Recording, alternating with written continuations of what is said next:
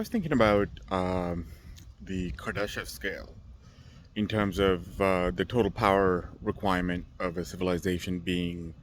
a ranking on a scale from 0 to 3 initially, and it's been expanded to various others through thought by others. So, anyway, I'm not particularly um, interested in exploring the Kardashev scale for what it is. I mean, you guys can look that up. But in terms of realizing that at whatever point we are on planet Earth in terms of the Kardashev scale, some people say it's 0.71, some people say it's might be a little bit higher, but we are definitely marching towards a Type 1 status. Now, the Type 1 status is interesting because I realized that there's an opportunity for us to decide, at least with forethought, that there are different, with the understanding that there are potentially different types of type 1s out there, potentially, if the, if the universe is as massive as it seems, there might be as much as 2 trillion galaxies in the observable universe, according to Brian Cox. Now, that's so crazy because at large distances, apparently, if the universe has any sort of curvature, they can't see any even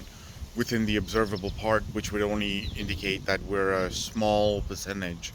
in terms of what we can observe in comparison to the actual universe. So that is a staggering realization. That number is, sort of a guesstimate in terms of how much,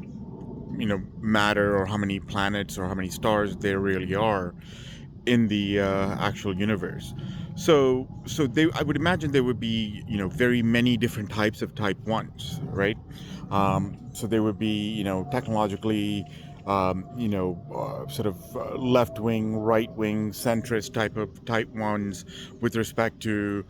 how they feel about whatever tree of life they emerged out of. And I realized, the absolute importance of the tree of life on Earth in terms of maintaining biodiversity, because we're discovering, nature's already made various forms of compounds that could, treat virtually every type of ailment on the planet. Yet, a lot of it is being, patented and trademarked. I mean, trademarking nature is a type of a horror story where we're part of nature and yet we have to pay because people are trademarking,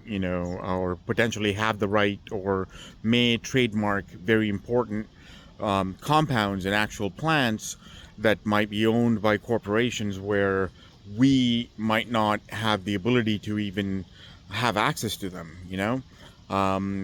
so it's really important for us to understand how dependent we really are on the tree of life. And that was my hope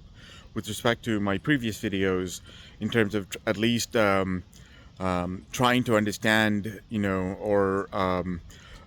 share my journey so that people can understand where we may have in common in terms of coming to that understanding that we're absolutely dependent on the planet